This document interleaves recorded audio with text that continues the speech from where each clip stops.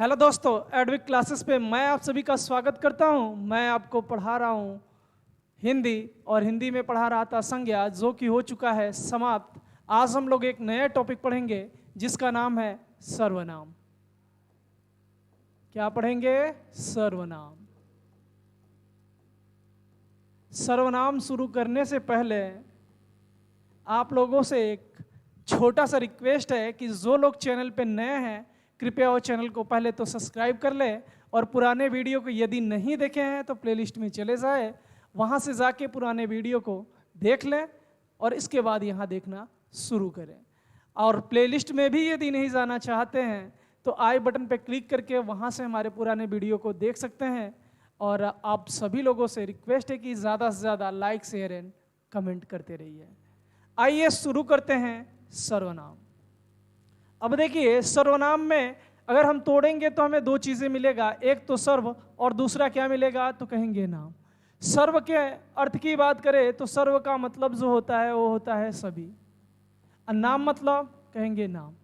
नाम का मतलब तो आपको पता ही है कि नाम को कहते क्या है, क्योंकि जो लोग पुराने वीडियो को देखे हैं उन्हें बताने की ज़रूरत नहीं है। नाम का मतलब क्या तो कहेंगे संज्ञा।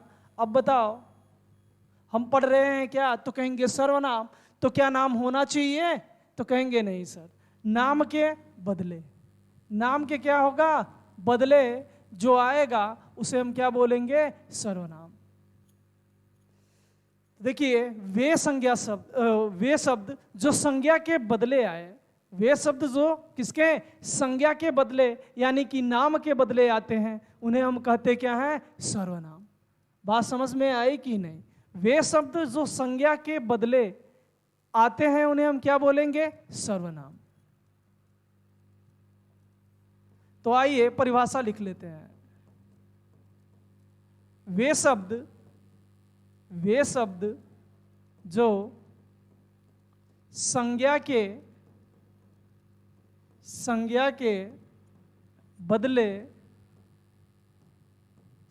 बदले आएगा तो कह सकते हैं कि संज्ञा के स्थान पर, संज्ञा के जगह पर वे शब्द जो संज्ञा के बदले या स्थान पर आते हैं तो उन्हें सर्वनाम कहते हैं। तो उन्हें सर्वनाम कहते हैं।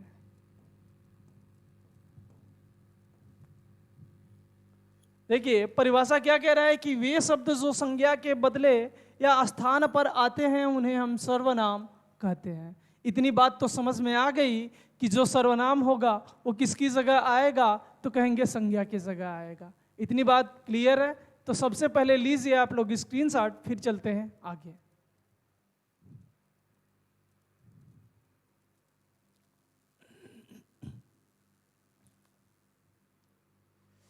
तो मैं उम्मीद करता हूं कि आप लोगों ने ले लिया होगा स्क्रीनशॉट। आइए आगे चलते हैं। अब बात करते हैं कि संज्ञा को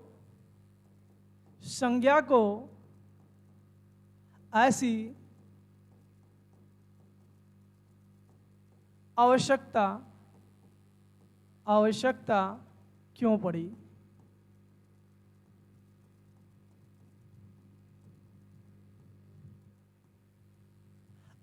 देखिए दोस्तों, बात करते हैं आखिर जब हमारे पास था क्या? संज्ञा पहले से ही था, संज्ञा के बारे में हम लोग पढ़ चुके थे, तो फिर से आखिर हमें सर्वनाम पढ़ने की जरूरत क्यों पड़ी? आखिर यही बोल रहा है ना। देखिए, अब हमें इसी के बारे में जानना है कि संज्ञा को ऐसी आवश्यकता क्यों पड़ी कि हमें पढ़ना पड़ रहा है क्या? सर्वनाम। आखिर संज्ञा को जरूरत क्या है सर्वनाम की? जब हमारे पास संज्ञा पहले से ही है तो आखिर ऐसी क्या आवश्यकता, ऐसी क्या जरूरत पड़ गई कि हमें सहारा किसका लेना पड़ रहा है? सर्वनाम का। तो आप लोगों के दिमाग में अगर इसका आंसर पता हो तो दे सकते हैं, आखिर हमें जरूरत क्या पड़ी सर्वनाम की कि हम जो है सर्वनाम का प्रयोग या सहारा लेने पे बाधित हो गए। तो आइए शुरू करते हैं कि आखिर संज्ञा को जरूरत क्यों पड़ी सर्वनामों की।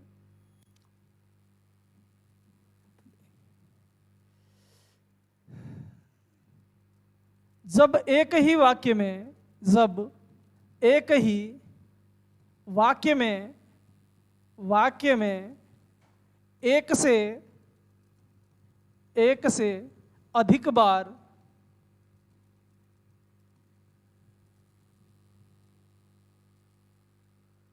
जब एक ही वाक्य में एक से अधिक बार संज्ञा पद आते हैं तो हर बार एक नए व्यक्ति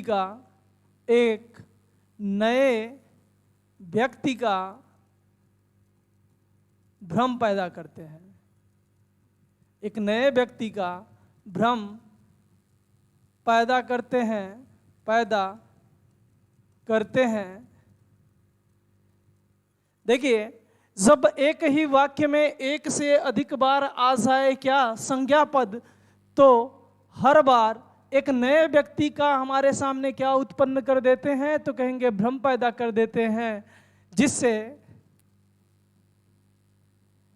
जिससे हमारा वाक्य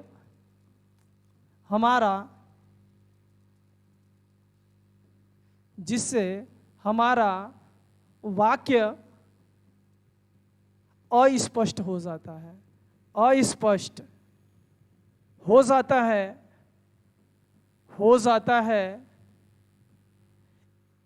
देखो, जब एक ही वाक्य में एक से अधिक बार आएगा संज्ञा पद, तो हर बार एक नए व्यक्ति का क्या उत्पन्न करेगा, तो कहेंगे भ्रम उत्पन्न करेगा, जिससे हमारा वाक्य जो है क्या हो जाता है, अस्पष्ट हो जाता है। और इससे बचने के लिए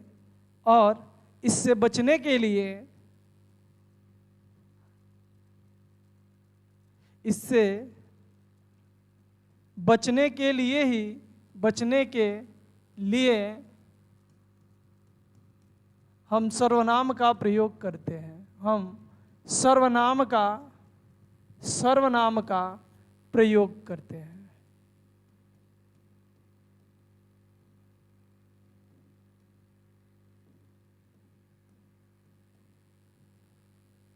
इतनी बात तो आपको समझ में आ गई होगी कि जब एक वाक्य में एक से अधिक बार क्या आएगा, संज्ञा आएगा, तो हर बार हमें एक नए व्यक्ति का क्या उत्पन्न कराएगा, भ्रम।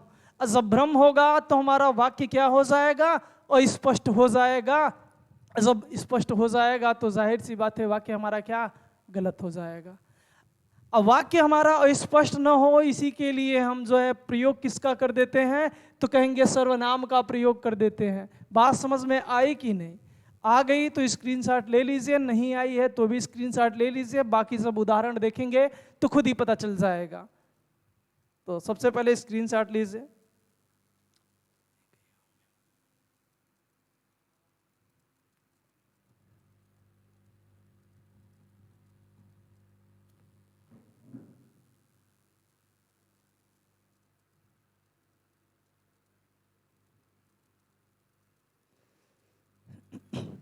तो मैं उम्मीद करता हूं कि आप लोगों ने ले लिया होगा स्क्रीनशॉट। आइए आगे चलते हैं।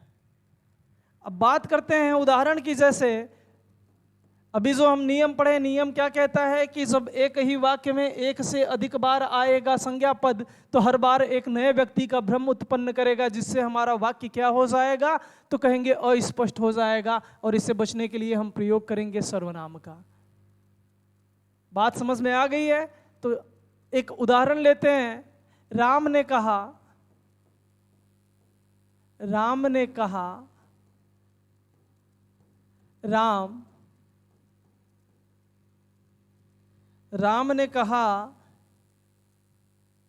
राम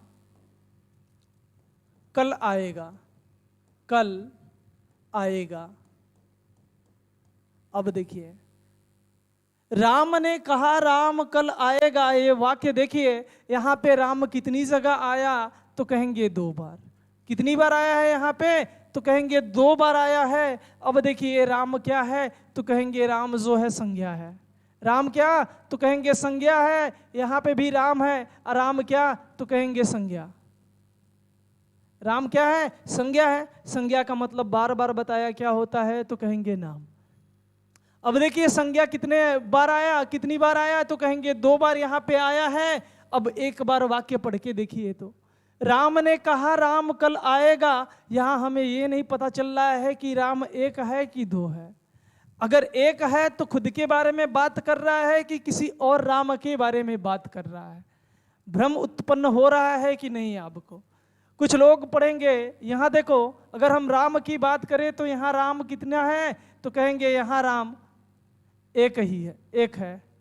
यहां राम एक है, क्योंकि अब बात आती है कि राम सब एक है, क्यों है?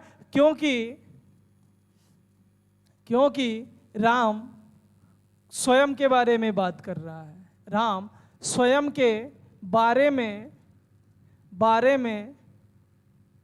बात कर रहा है।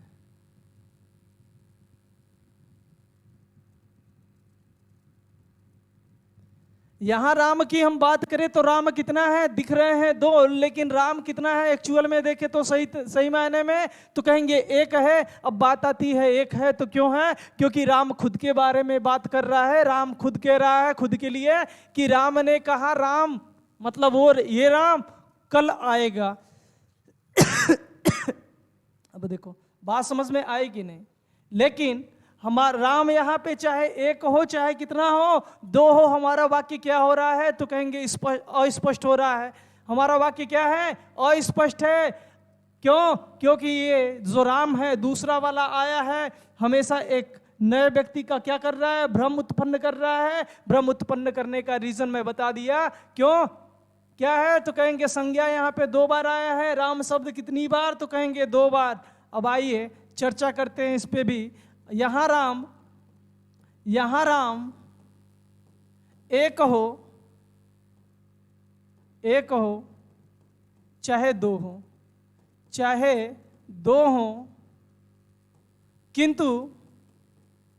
किंतु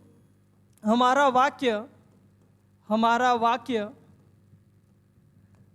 अस्पष्ट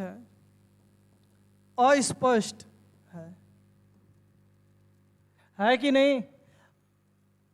यहां राम चाहे एक हो चाहे 2 हो, किंतु हमारा वाक्य क्या बन जा रहा है? तो कहेंगे अस्पष्ट हो जा रहा है। और जब वाक्य अस्पष्ट हो जाएगा तो जाहिर सी बात है, सही बात है कि गलत? सही होगा कि गलत? तो कहेंगे जब अस्पष्ट होगा तो जाहिर सी बात है हमें पता नहीं चल पाएगा सही तरीके से। और जब पता नहीं चल पाएगा तो दिक्कत ही दिक्कत है हर जगह। तो इतनी बात समझ में आई कि नहीं आई?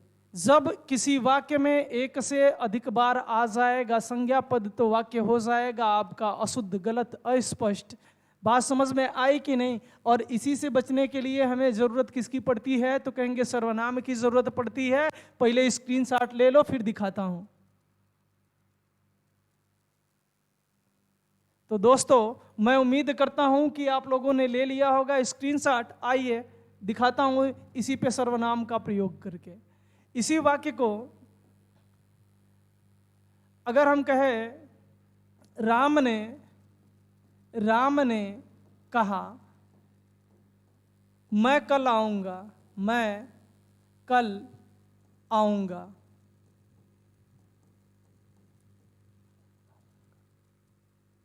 देखो इसी वाक्य को मैं फिर से लिखा हूं कि राम ने कहा मैं कल आऊंगा, लेकिन यहां पे जो राम दूसरा वाला था उसके जगह मैंने क्या रख दिया? तो कहेंगे कि मैं रखा है। अब देखिए राम ने कहा मैं कल आऊंगा, मैं किसकी जगह आएगा? मैं यानी कौन? तो कहेंगे राम। यहां मैं जो शब्द है किसकी जगह आया? तो कहेंगे राम शब्द की जगह आया। राम क्या है? तो कहेंगे राम जो है संज्ञा है। राम क्या है? तो कहेंगे संज्ञा। तो राम किसकी जगह? राम क्या है? तो कहेंगे संज्ञा है। और इस संज्ञा के जगह आया क्या? इस संज्ञा के जगह आया क्या है? तो कहेंगे मैं शब्द आया है। और मैं शब्द की अगर मैं बात करूं तो मैं क्या है यहाँ पे? कहेंगे सर्वनाम। मैं क्या है? सर्वनाम है। बात समझ में आई कि नहीं? अब वाक्य पढ़ के देखना दोस्त। राम ने कहा मैं कल आऊंगा, क्या वाक्य स्पष्ट है? तो कहेंगे हाँ सर स्पष्ट है। लेकिन जो पहला वाला इसी वाक्य को मैं इस तरीके से लिखा था, राम ने कहा राम ने कहा राम कल आएगा, कल आएगा। क्या ये वाक्य सही था? तो कहेंगे नहीं, ये वाक्य स्पष्ट नहीं था। लेकिन अगर इस वाक्य की बात करूं तो ये वाक्य क्या है? स्पष्ट है, स्पष्ट है ना। लेकिन इस वाक्य में हमने प्रयोग क्या कर दिया संज्ञा के जगह? तो कहेंगे सर्वनाम कर दिया। सर्वनाम का इसीलिए दोस्त हमें ज़रूरत पड़ता है, नहीं तो हमें सर्वनाम की ज़रूरत नहीं होती। अगर हमें अशुद्धियों से नहीं बचना होता तो हमें सर्वनाम की बिल्कुल भी ज़रूरत नहीं पड़ने वाली थी। इसी अशुद्धियों से बचने के लिए ही हमें ज़रूरत किसकी पड़ गई? तो कहेंगे सर्वनाम की पड़ गई। अब लिख लीजिएगा नोट पॉइंट में, जब हम संज्ञा का सीधा उद्बोधन नहीं करना चाहते हैं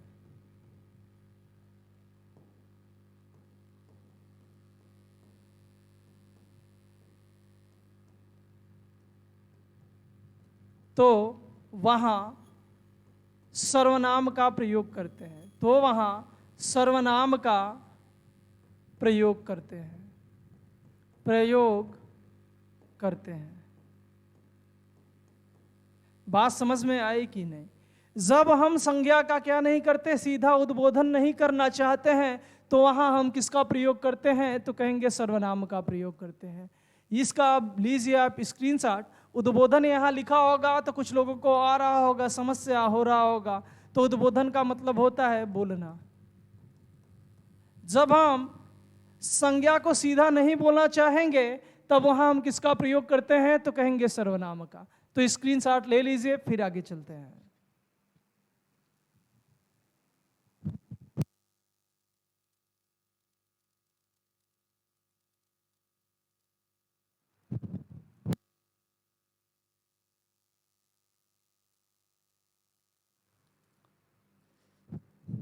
तो मैं उम्मीद करता हूं कि आप लोगों ने ले लिया होगा स्क्रीनशॉट। आइए आगे चलते हैं। अब बात करते हैं सर्वनाम के भेद की।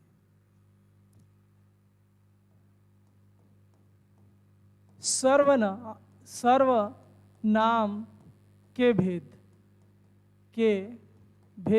अब भेद का ही मतलब क्या होता है? तो कहेंगे भेद को बोलते हैं प्रकार।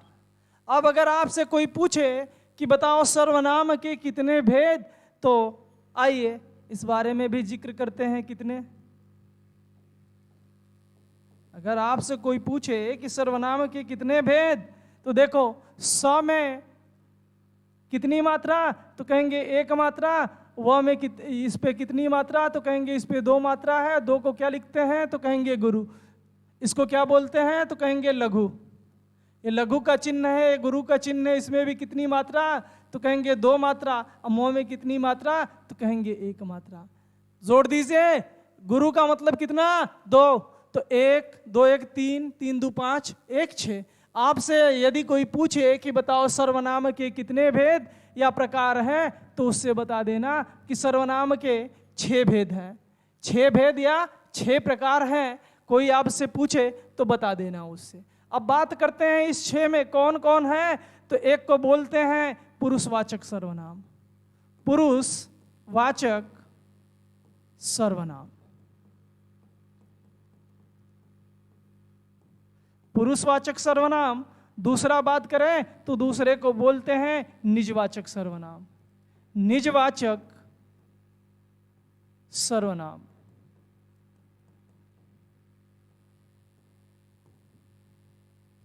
तीसरा प्रश्नवाचक। प्रश्नवाचक सर्वनाम।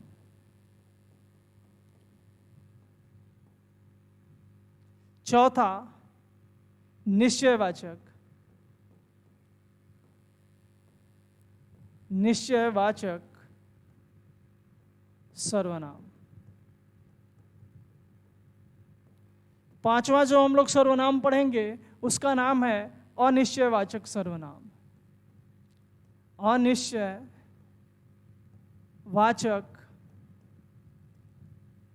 सर्वनाम।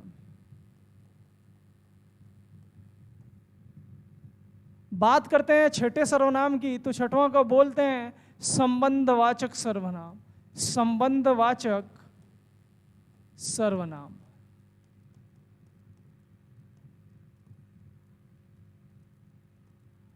आपसे यदि कोई पूछे कि सर्वनाम के कितने भेद या प्रकार हैं, तो उससे बता देना कि सर्वनाम के 6 भेद होते हैं। एक को बोलते हैं, एक है पुरुषवाचक, निजवाचक, प्रश्नवाचक, निश्चयवाचक, अनिश्चयवाचक और संबंधवाचक सर्वनाम। तो कोई पूछे कि कितने भेद या प्रकार, तो कितना बताना है आपको? 6। पूछे कौन कौन, तो बता देना पुरुषवाचक, निजवाचक, प्रश्नवाचक, निश्चयवाचक, अनिश्चयवाचक और संबंधवाचक। अब बात करते हैं कि कुछ लोगों को होता नहीं है क्या याद, तो एक लिख लेना मेरे दोस्त, ट्रिक। छोटा सा एक लिख लेना, ट्रिक। निज ने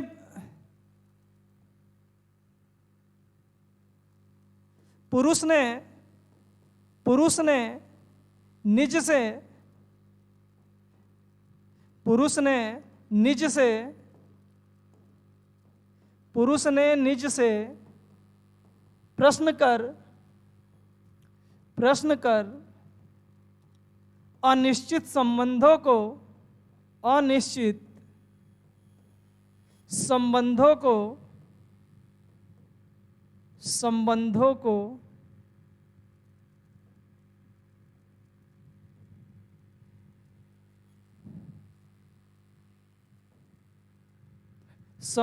को निश्चित किया।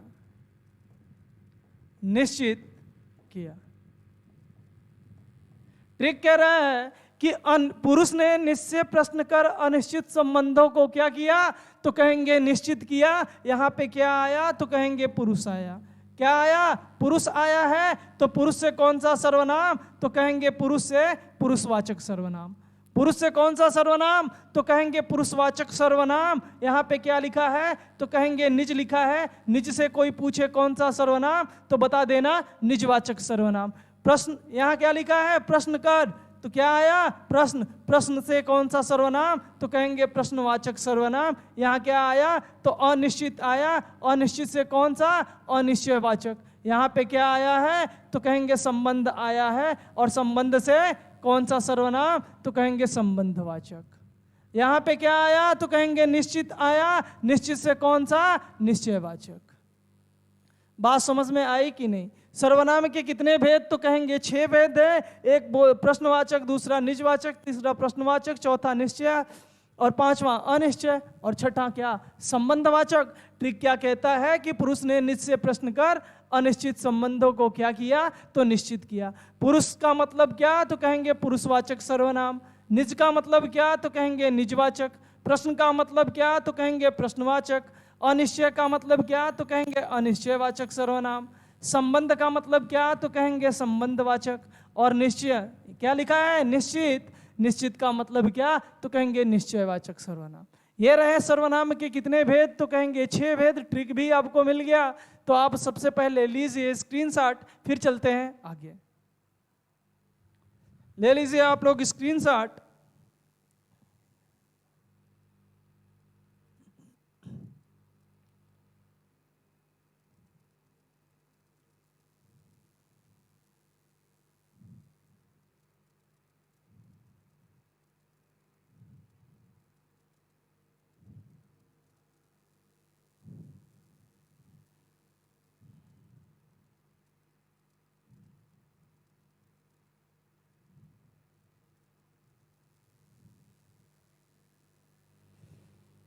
तो दोस्तों, मैं उम्मीद करता हूं कि आप लोगों ने ले लिया होगा स्क्रीनशॉट। आइए आगे चलते हैं। अब बात करते हैं सर्वनामों की संख्या।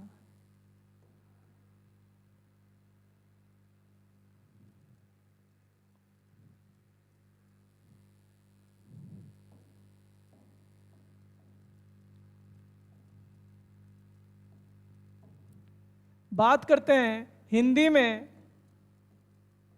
हिंदी में सर्वनामों की संख्या।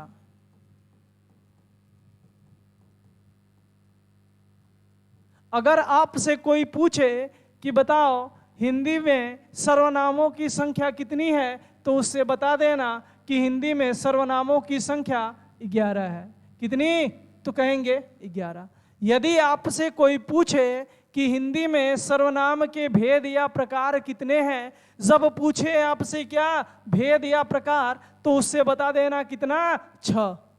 जब पूछेगा कोई हिंदी में सर्वनाम के भेद या प्रकार तो कितना मारना है, तो कहेंगे 6। और जब कोई पूछे आपसे कि बताओ हिंदी में सर्वनामों की संख्या कितनी है, तो कितना? 11। कितना हो जाएगा? तो 11 मारना। गलती से भी कोई 6 पे ही टाके मत करना। क्या पूछे? जब आपसे पूछ ले संख्या, तो संख्या कितना बताएंगे? 11 बताएंगे। और जब भेद पूछेगा, प्रकार पूछेगा, तो कितना? 6। इतनी बात समझ में आई कि नहीं? अब बात करते हैं कि 11 सर्वनाम में कौन कौन से सर्वनाम आते हैं। तो एक हम लोगों ने सबसे पहला जो सर्वनाम का भेद पढ़ा था वो क्या था, तो कहेंगे पुरुषवाचक। कौन सा? पुरुषवाचक। पुरुषवाचक सर्वनाम। दूसरा सर्वनाम हम लोगों ने क्या भेद देखा था दूसरे वाले का, तो दूसरा था निजवाचक। निजवाचक सर्वनाम। तीसरा जो सर्वनाम हम लोगों ने लिखा वो क्या पढ़ा था भेद के आधार पे, तो कहेंगे निजवाचक के बाद प्रश्नवाचक। प्रश्नवाचक सर्वनाम। प्रश्नवाचक के बाद निश्चयवाचक। निश्चयवाचक सर्वनाम। निश्चयवाचक के बाद हम लोगों ने क्या पढ़ा, तो कहेंगे अनिश्चयवाचक। अनिश्चय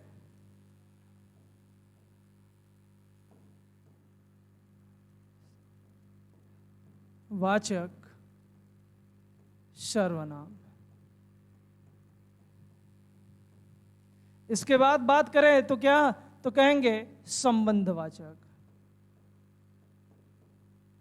संबंधवाचक सर्वनाम।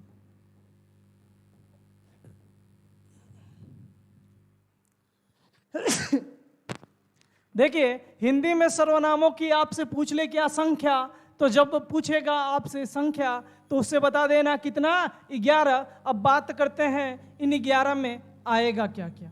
देखिए ये जो पुरुषवाचक सर्वनाम है इसकी संख्या कितना, तो कहेंगे 2। इसमें 2 सर्वनाम आते हैं, एक आता है मैं और दूसरा आता है तू। एक आता है क्या, तो कहेंगे मैं, और दूसरा आता है तू। अब बात करें निजवाचक सर्वनाम की, क्या आएगा निजवाचक सर्वनाम में, तो निजवाचक सर्वनाम में आता है क्या? आप। अब बात करें यहाँ पे अगले की, तो अगला क्या लिखा है? प्रश्नवाचक सर्वनाम। अब प्रश्नवाचक सर्वनाम में 2 आते हैं, एक आता है क्या? कौन, तो दूसरा आता है क्या? कौन और क्या। प्रश्नवाचक के बाद अगला आएंगे, अगला कौन सा है? निश्चयवाचक। अब कोई पूछे निश्चयवाचक में सर्वनाम में आएगा क्या, तो उससे बता देना यह और वह। यह वह सर्वनाम कैसा सर्वनाम, तो कहेंगे निश्चयवाचक सर्वनाम है। इसके बाद क्या लिखा है, तो कहेंगे अनिश्चयवाचक सर्वनाम। कोई पूछे कि अनिश्चयवाचक सर्वनाम में आएगा क्या, तो उससे बता देना अनिश्चयवाचक सर्वनाम में आता है कोई कुछ।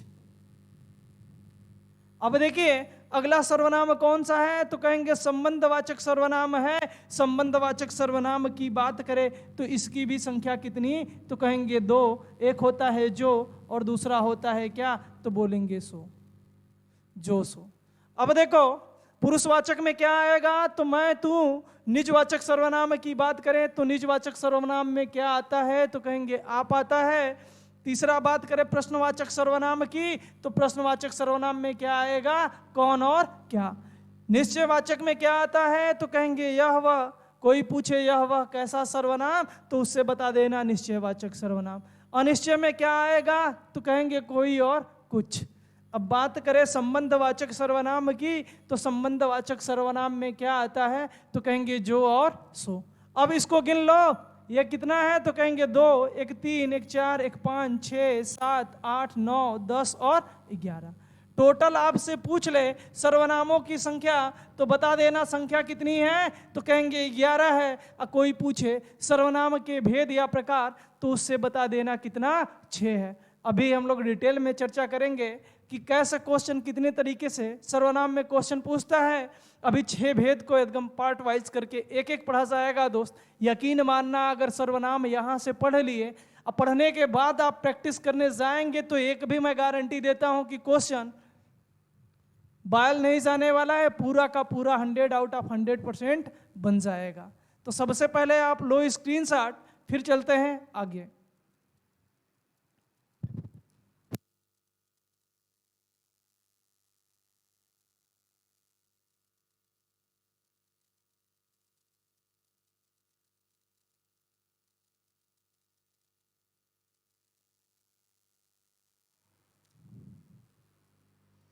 तो मैं उम्मीद करता हूं कि आप लोगों ने अब तक ले लिया होगा स्क्रीनशॉट। आइए आगे चलते हैं। अब बात करते हैं कि हम क्या सर्वनाम के बारे में हम पढ़ रहे हैं क्या। अभी तो कहेंगे सर्वनाम पढ़ रहे हैं। जब सर्वनाम पढ़ रहे हैं तो हमें जानकारी होनी चाहिए कि सर्वनाम में आखिर जो प्रश्न बनते हैं वो कितनी तरीके से पूछेगा हमसे, या कितनी तरीके से बना सकता है एग्जामिनर प्रश्न। तो देखिए, सर्वनाम में 2 तरीके से क्वेश्चन बनते हैं। एक देता है क्या, शब्द। कितने सर्वनाम हैं आपके पास, तो कहेंगे 11। सर्वनामों की संख्या कितना, तो कहेंगे 11। 11 सर्वनामों की संख्या में से कोई एक शब्द उठाएगा दोस्त। कौन सा, अभी देखे कि नहीं। इन 11 में इसमें से कोई एक उठाएगा। जैसे उठा ले मैं, और मैं शब्द उठाए, मैं उठाए इसमें से, और क्या पूछ ले कि कौन सा मैं बताओ कौन सा सर्वनाम होगा। तो मैं कौन सा सर्वनाम है, तो कहेंगे पुरुषवाचक। मान लो यहां उठा लिया क्या, तो कहेंगे वह। क्या उठाया, वह उठाया। और क्या आपसे पूछ ले कि बताओ वह सर्वनाम, वह जो है कौन सा सर्वनाम है, तो कौन सा सर्वनाम होगा, तो कहेंगे निश्चयवाचक सर्वनाम। बात समझ में आई कि नहीं। यहां पे क्या लिखा है, जो को उठाए और आपसे पूछ ले कि बताओ जो कैसा सर्वनाम है, तो कैसा सर्वनाम है जो संबंधवाचक। तो एक तो हो गया ये तरीका कि कोई शब्द उठाएगा, किसमें से, जो संख्या आप पढ़े हैं कितना, 11, उसमें से कोई एक उठा के रख देगा आपके सामने और आपसे पूछेगा बताओ ये कौन सा सर्वनाम है। इतनी बात समझ में आई कि नहीं। तो बात करते हैं कि क्वेश्चन कितने तरीके से पूछेगा। तो आपके पास क्या है, 11 ठो जो सर्वनाम की संख्या है दोस्त, उस संख्या में से कोई एक शब्द उठाएगा और आपसे पूछ लेगा क्या, कोई एक शब्द उठा लेगा और इस शब्द से क्या पूछेगा कि बताओ इस शब्द में कौन सा सर्वनाम होगा या कौन सा सर्वनाम है। एक बात समझ में आई। और दूसरा जो पूछेगा वो क्या पूछेगा, वाक्य के रूप में, वाक्य के रूप में। अब देखो, इसके पूछने के तरीके की बात करें तो पूछने का तरीका कितना, एक तो 11 में से उठाएगा कोई शब्द और शब्द के माध्यम से आप पूछेगा कि बताओ इस शब्द में, ये शब्द में कौन सा सर्वनाम। और दूसरा क्या तरीका है इसका, कोई सेंटेंस, कोई वाक्य उठाएगा दोस्त और वाक्य लिखने के बाद कहेगा कि बताओ इसमें कौन सा सर्वनाम होगा। तो दूसरा किस माध्यम से पूछेगा, तो कहेंगे दूसरा वाला जो है वाक्य के माध्यम से पूछेगा। बात समझ में आई कि नहीं। तो सर्वनाम में जो क्वेश्चन बनेंगे वो कितने टाइप के बनेंगे, तो कहेंगे 2 टाइप के बनेंगे। एक तो संख्या को लेके होगा और दूसरा किसको, वाक्य को लेके। कोई भी यूट्यूब पे दोस्त अगर हम बात करें तो दोनों कंबाइन करके जल्दी नहीं पढ़ाना चाहता है। तो आइए आज हम दोनों को पढ़ेंगे कॉम्बो पैक, मतलब एक साथ रख के। शब्द भी चलेगा और क्या चलेगा, वाक्य भी। और आपको हो नहीं पाएगा कभी क्या, टेंशन। विदाउट टेंशन का, बिना टेंशन लिए आप आराम से पढ़ सकते हैं। क्यों, कुछ लोग कह रहे हैं क्यों सर, क्यों बिना टेंशन का पढ़ सकते हैं, तो टेंशन लेने की जरूरत क्या है। तो आइए शुरू करते हैं बिना देर किए। अब देखो, पहला सर्वनाम हम लेते हैं कौन सा, तो कहेंगे पुरुषवाचक सर्वनाम। पहला सर्वनाम जो हम लोग पढ़ेंगे वो है पुरुषवाचक सर्वनाम। पुरुषवाचक सर्वनाम, पुरुषवाचक सर्वनाम।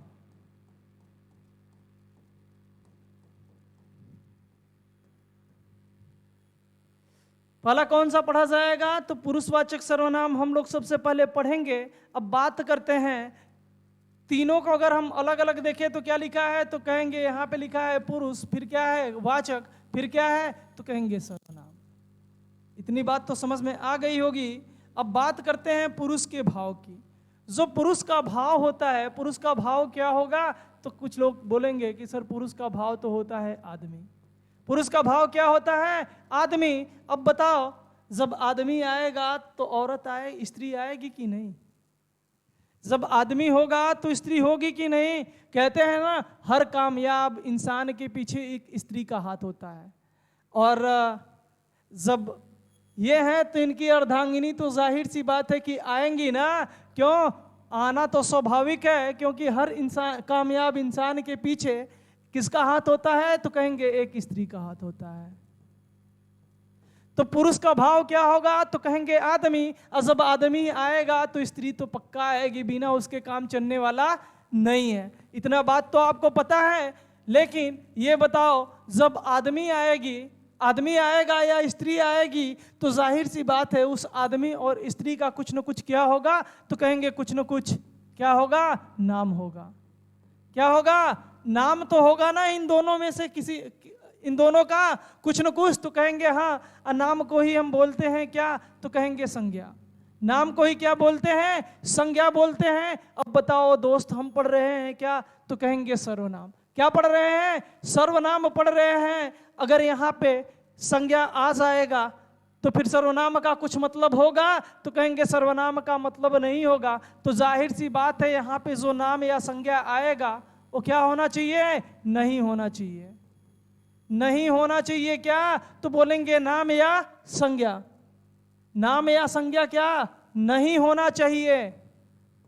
अब कुछ लोगों के पल्ले नहीं पड़ रहा होगा कि बताइए सर, संज्ञा या नाम नहीं होना चाहिए, कुछ एग्जाम्पल में बता दीजिए। तो आइए एग्जाम्पल में देख लेते हैं। जैसे बोलते हैं ना, कोई व्यक्ति है तो उसका नाम क्या होगा? श्याम, राम, श्याम।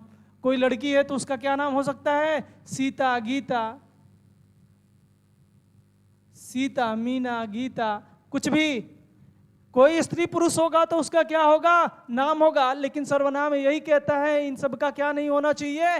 नाम नहीं होना चाहिए। जब नाम नहीं होगा यानी कि क्या? संज्ञा। और जब संज्ञा नहीं होगी तो जाहिर सी बात है, अब बात आती है ना कि जब संज्ञा नहीं होगी तो संज्ञा के जगह तो कुछ भी हो, कुछ तो होगा। तो कह रहा है हाँ, संज्ञा के बदले। किसके बदले? इस संज्ञा के बदले। यहाँ पे एक लाइन बढ़ा के लिख लेना, संज्ञा के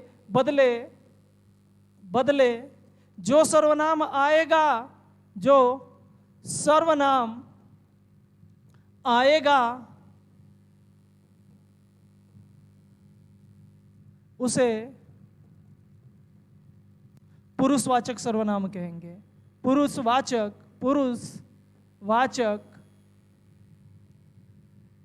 सर्वनाम कहेंगे।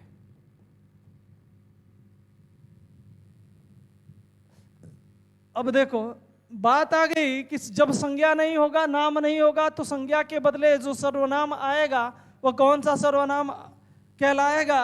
तो कौन सा सर्वनाम कहलाएगा? तो कहेंगे पुरुषवाचक सर्वनाम। इतनी बात समझ में आ गई कि नहीं?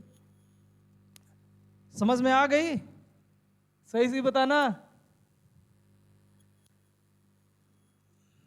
आइए परिभाषा लिख लीजिए। उम्मीद करता हूं कि आप लोगों को समझ में आ गया होगा। बात करते हैं किसकी? परिभाषा की। तो परिभाषा कुछ अलग से नहीं है दोस्त, यहीं से अगर आप उठाए होते तो आपको मिल जाता क्या? परिभाषा। जो सर्वनाम स्त्री या आदमी का मतलब क्या? तो बोलेंगे पुरुष। जो सर्वनाम स्त्री या पुरुष के नाम के बदले आता है, नाम के क्या? तो कहेंगे बदले आता है, उसे कौन सा सर्वनाम कहते हैं? तो उसे पुरुषवाचक सर्वनाम कहते हैं। यही परिभाषा में उठा के दोस्त लिख दो, जो सर्वनाम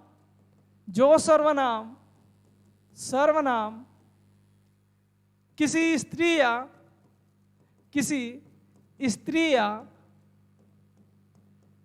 या पुरुष के पुरुष के नाम के बदले, नाम के बदले, बदले मतलब क्या, तो बोलेंगे स्थान पर, स्थान पर आते हैं, आते हैं तो उन्हें पुरुषवाचक, पुरुषवाचक सर्वनाम कहते हैं।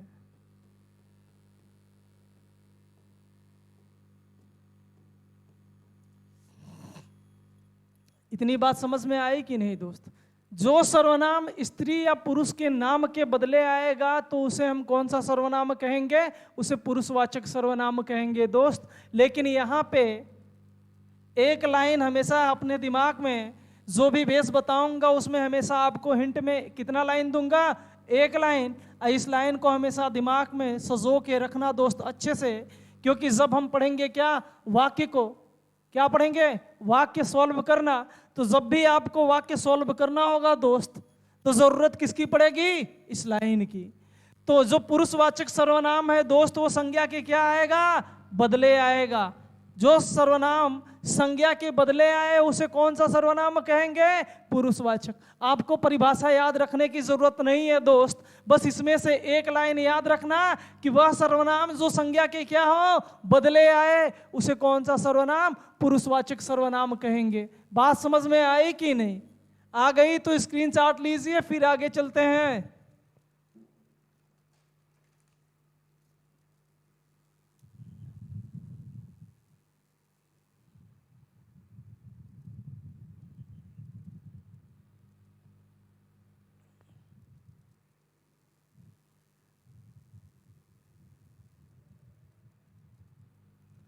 तो मैं उम्मीद करता हूं कि आप लोगों ने ले लिया होगा स्क्रीनशॉट। आइए आगे चलते हैं। अब बात करते हैं पुरुषवाचक सर्वनाम के उदाहरण की। किसकी? उदाहरण की। तो उदाहरण हम देखेंगे किसका? तो कहेंगे वाक्य के रूप में। अभी ये जो टेक्निक हम लोग देख रहे हैं, ये जो तरीका पढ़ रहे हैं क्वेश्चन को सॉल्व करने के लिए, ये किसके लिए है? तो कहेंगे वाक्य को सॉल्व करने के लिए।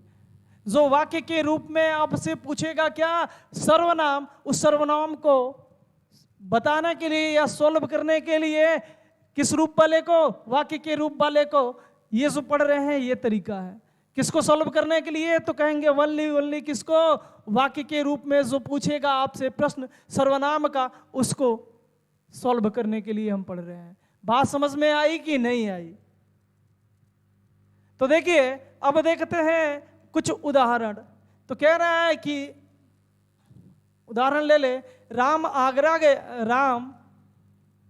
राम आगरा गया, आगरा गया और उसने ताजमहल देखा, ताजमहल देखा।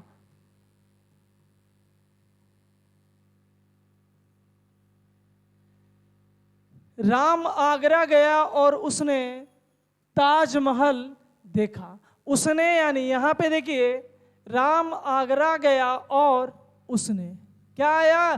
तो कहेंगे उसने आया है। और उसने किसकी जगह आया है? अगर मैं आपसे पूछूं तो आप क्या बोलेंगे कि उसने जो शब्द आया है वो किसकी जगह आया है? राम की जगह आया है। किसकी जगह प्रयोग हुआ है? तो कहेंगे राम के जगह प्रयोग हुआ है। यानी कि राम की क्या आया है? तो कहेंगे बदले आया है। राम क्या है? तो कहेंगे संज्ञा है।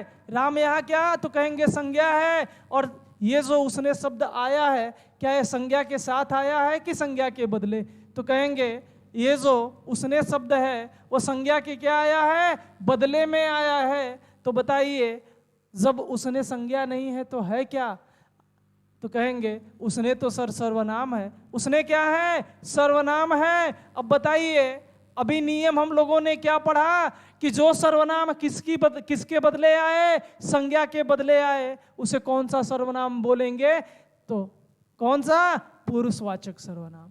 अब आपसे कोई पूछे ये किसका उदाहरण है, किस सर्वनाम का, तो यहाँ पे कौन सा सर्वनाम? कहेंगे पुरुषवाचक सर्वनाम होगा। क्यों होगा? तो बात समझ में आई कि नहीं? यहाँ पे जो सर्वनाम आया है किसकी जगह प्रयोग हुआ है? तो कहेंगे संज्ञा के जगह, संज्ञा के बदले आया है, इसलिए यहाँ पुरुषवाचक सर्वनाम होगा। अब बताइए राम श्याम, राम क्या स्त्री पुरुष नहीं है? तो कहेंगे हाँ सर पुरुष तो है। अब परिभाषा भी यही आप लोगों ने पढ़ा कि जो सर्वनाम स्त्री या पुरुष के नाम के बदले आएगा उसे पुरुषवाचक सर्वनाम कहेंगे। बात समझ में आई कि नहीं? अब अगला उदाहरण लेते हैं। वह घर जा रहा है, घर जा रहा है। कह रहा है कि वह घर जा रहा है। वह यानी कौन?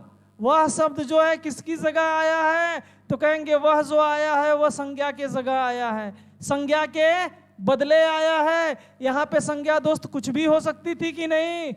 यहाँ पे जो संज्ञा है यहाँ कुछ भी संज्ञा हो सकती है। जैसे हम कहे राम, राम श्याम मोहन सोहन, गीत राम श्याम मोहन सोहन, यहाँ कुछ भी संज्ञा हो सकती थी कि नहीं? जैसे अब देखिए राम घर जा रहा है, हम कहे श्याम घर जा रहा है, मोहन घर जा रहा है। तो अगर हम यहाँ पे संज्ञा की बात करें तो यहाँ पे संज्ञा कुछ भी हो सकती थी, लेकिन दोस्त यहाँ संज्ञा के जगह क्या प्रयोग हो गया? तो कहेंगे वह शब्द आया है। वह क्या है? तो कहेंगे वह तो सर्वनाम है। वह क्या है? सर्वनाम है। यह सर्वनाम किसकी जगह प्रयोग हुआ? तो कहेंगे संज्ञा के जगह। संज्ञा के जो बदले सर्वनाम प्रयोग किया जाता है उसे कौन सा सर्वनाम कहेंगे? तो पुरुषवाचक सर्वनाम कहेंगे। बात समझ में आई कि नहीं? अब कहेंगे सर परिभाषा में तो आप बताए थे कि स्त्री या पुरुष के नाम के बदले आएगा, तो बताओ यहाँ जो संज्ञा आएगी राम श्याम मोहन, यहाँ पे जो संज्ञा आया है राम श्याम मोहन, ये क्या है? तो कहेंगे पुरुष है। अब पुरुष के या स्त्री के नाम के बदले जब कोई सर्वनाम प्रयोग हो जाए तो उसे कौन सा सर्वनाम कहेंगे? पुरुषवाचक सर्वनाम कहेंगे। अब देखिए पीछे जो हम लोग पढ़ के आए थे, क्या परिभाषा में बताया था बेस कि ये हमेशा याद रखना, ये यूनिक है। आपके पास सर्वनाम के कितने भेद? तो कहेंगे 6 भेद है। 6 का यूनिक कोड अलग अलग है। और इस पुरुषवाचक सर्वनाम का कोड क्या है? तो कहेंगे ये है संज्ञा के बदले। बात समझ में आई कि नहीं? देखो अभी ये नियम हम लोग पढ़े तो यहाँ पे भी जो सर्वनाम आया किसकी जगह आया? तो कहेंगे संज्ञा के बदले आया। यहाँ पे अगर हम सर्वनाम की बात करें तो यहाँ पे भी वह जो सर्वनाम है किसके बदले आया? तो संज्ञा के बदले आया। और जब भी कोई सर्वनाम संज्ञा के बदले आएगा तो वहाँ हमेशा कौन सा सर्वनाम बनाएगा? तो कहेंगे पुरुषवाचक सर्वनाम। पहले स्क्रीनशॉट ले लीजिए, एक उदाहरण और देखते हैं।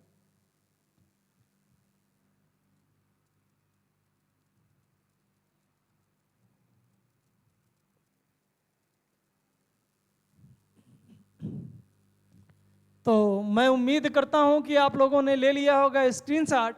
आइए एक उदाहरण और लेते हैं इसका, जिससे आपको दिक्कत ना हो। तुम यूं ही बेकार घूमा करते हो। तुम यूं ही बेकार घूमा करते हो। अगर आपसे कोई पूछे कि बताओ इसमें कौन सा सर्वनाम होगा, तो कौन सा सर्वनाम होगा? किसी को यदि पता है तो कमेंट बॉक्स में जाके कमेंट कर दे। यहाँ पे क्या लिखा है? तो कहेंगे तुम लिखा है। और तुम किसके जगह आया है? तो कहेंगे संज्ञा के जगह आया है। संज्ञा के क्या हुआ है? बदले आया है। क्या? तुम आया है। तो बताओ तुम जब संज्ञा के बदले आया है तो यहाँ संज्ञा कुछ भी हो सकती थी कि नहीं?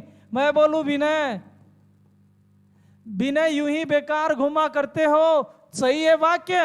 अगर हम यहाँ पे बोले राम श्याम, कुछ भी यहाँ पे संज्ञा अगर ले ले, चाहे आप अपना ही नाम रख के देख लो, यहाँ पे संज्ञा अगर हम बात करें तो कुछ भी संज्ञा हो सकती थी, लेकिन यहाँ संज्ञा का प्रयोग न करके बल्कि संज्ञा के बदले किसका प्रयोग कर दिया? तुम शब्द का। और तुम क्या है? तो कहेंगे तुम जो है सर्वनाम है। तुम क्या है? सर्वनाम है। और जब कोई सर्वनाम दोस्त आ जाए किसके बदले? संज्ञा के बदले, तो उसे कौन सा सर्वनाम कहेंगे? तो उसे कहते हैं पुरुषवाचक सर्वनाम। पुरुषवाचक सर्वनाम। इतनी बात समझ में आई कि नहीं? जब भी कोई सर्वनाम संज्ञा के बदले आएगा तो उसे कौन सा सर्वनाम कहेंगे? पुरुषवाचक सर्वनाम कहेंगे। इतनी बात समझ में आई कि नहीं? हमेशा आपसे बताया था, शुरुआत में ही बताया था, ये कोड हमेशा याद रखना माइंड में दोस्त। 6 तो सर्वनाम है, 6 के कितने कोड? 6 कोड है। ये पहले सर्वनाम का कोड है दोस्त। ये संज्ञा के क्या आएगा? बदले आएगा। तो कौन सा सर्वनाम? पुरुषवाचक सर्वनाम। बात समझ में आई कि नहीं? स्क्रीनशॉट ले लो, फिर आगे चलते हैं।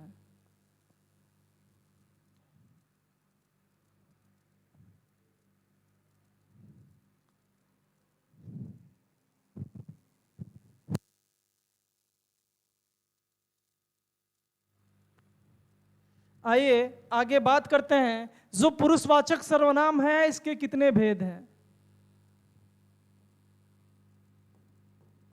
पुरुषवाचक सर्वनाम के भेद। सर्वनाम के भेद। आपसे कोई पूछे कि बताओ पुरुषवाचक सर्वनाम के भेद या प्रकार कितने हैं, तो उससे बता देना जो पुरुषवाचक सर्वनाम है उसके 3 भेद हैं। अगर आपसे कोई पूछे कि बताओ पुरुषवाचक सर्वनाम के कितने भेद या प्रकार हैं, तो उससे बता देना कितना? 3 हैं।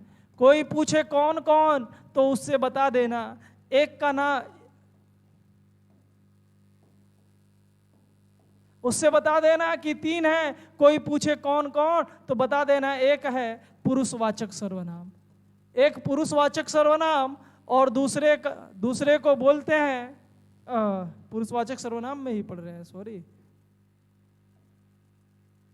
ये डेल क्यों नहीं हो रहा है? उत्तम पुरुष,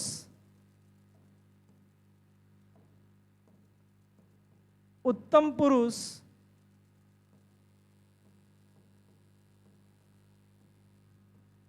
दूसरा मध्यम पुरुष,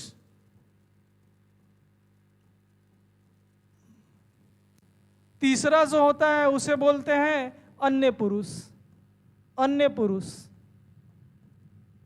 अन्य पुरुष को ही बोला जाता है प्रथम पुरुष।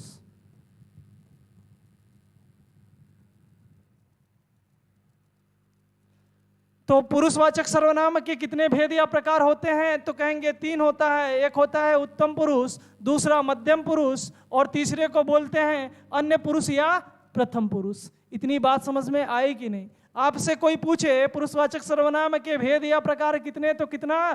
3 हो जाएगा। एक होगा उत्तम पुरुष, दूसरा होगा मध्यम पुरुष, तीसरा होगा प्रथम पुरुष। अब बात आती है उत्तम पुरुष कहते किसको है? मध्यम पुरुष, और ये क्या बोलते हैं? अन्य पुरुष। तो देखो दोस्त, ये इतना आसान है याद करना, इससे कुछ आसान नहीं है। अपने खुद के ऊपर क्या रखना? हाथ रखना है, ऐसे बोलना मैं उत्तम। क्या बोलना? मैं उत्तम। और सामने वाले दोस्त की तरफ अपने हाथ दिखाना और बोलना तुम मध्यम।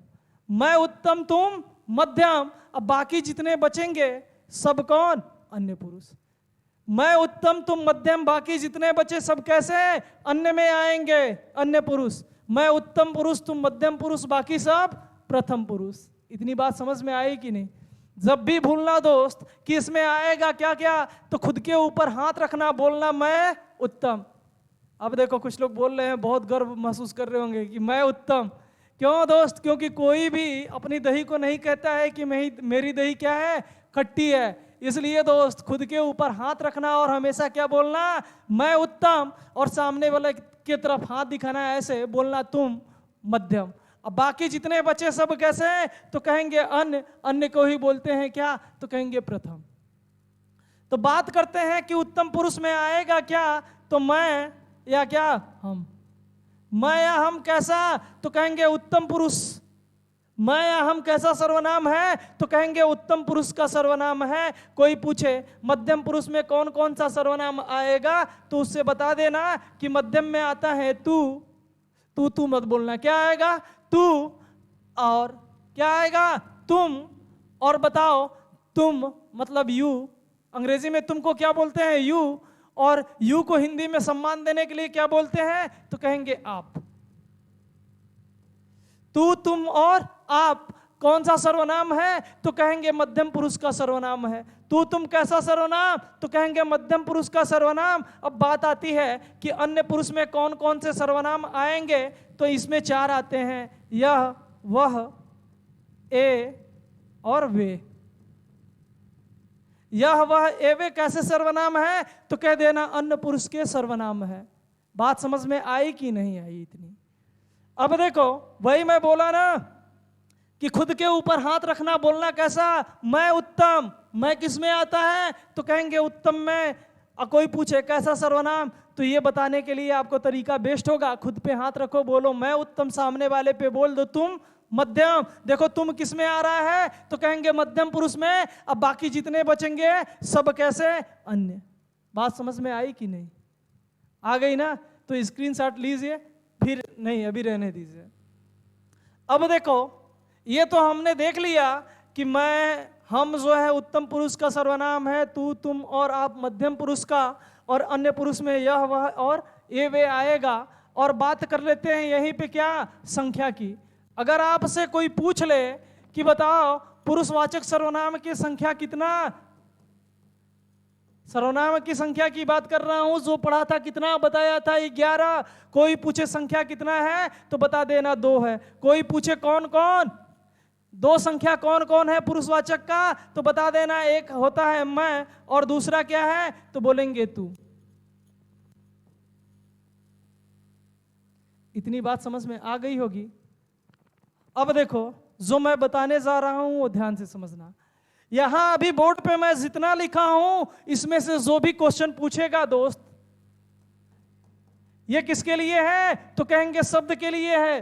किसके लिए? शब्द के लिए है। लेकिन दोस्त इससे पहले अभी ये जो हम लोग पढ़ रहे थे, क्या ये नियम, ये किसके लिए था? वाक्य के लिए था।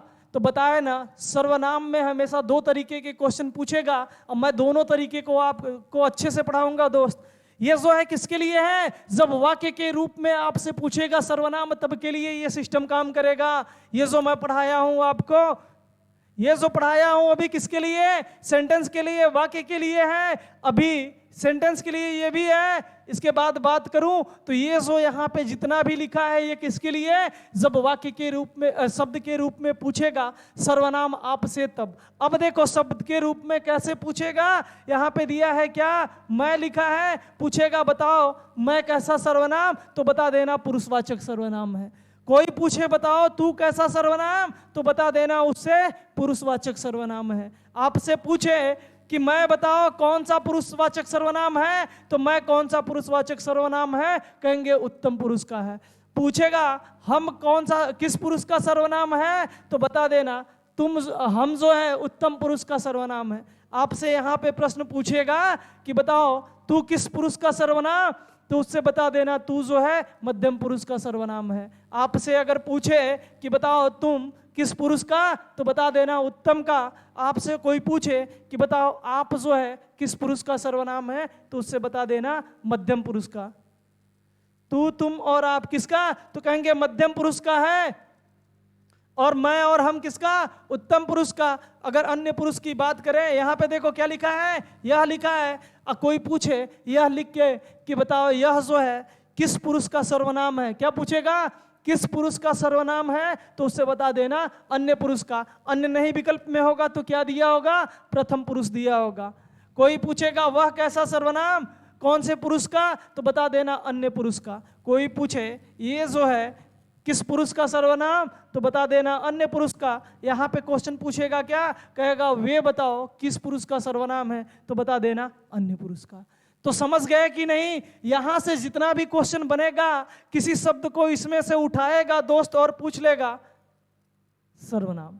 ये यहां से उठाएगा तो बोलेगा कौन सा सर्वनाम, यहां से उठाएगा तो भी पूछेगा कौन सा। लेकिन इन तीनों में से उठाएगा दोस्त, तो ऊपर क्या हमेशा प्रश्न में क्या डाला होगा? किस पुरुष का सर्वनाम है। इनमें से, इन तीनों में से कोई भी एक शब्द उठाएगा तो हमेशा आपसे पूछेगा किस पुरुष का सर्वनाम है। बात समझ में आई कि नहीं? लेकिन यहां से ये जो 2 शब्द हैं, यहां से उठाएगा तो आपसे खाली पूछेगा इसमें कौन सा सर्वनाम होगा। बात समझ में आई कि नहीं? पुरुष के भेद से पूछेगा तो पुरुष जरूर प्रश्न में रहेगा, लेकिन पुरुषवाचक के संख्या से पूछेगा तो कभी भी प्रश्न में पुरुष नहीं रहेगा। बात समझ में आई कि नहीं? ये शब्द के लिए था, यहाँ पे जितने बोर्ड पे लिखे हैं शब्द, इससे जो है शब्द के रूप में क्वेश्चन बनेंगे। और इससे पहले जो पढ़े हैं वो उदाहरण जो है सेंटेंस के लिए था, वाक्य के लिए था। तो सबसे पहले आप लो स्क्रीनशॉट, फिर बात करते हैं आगे।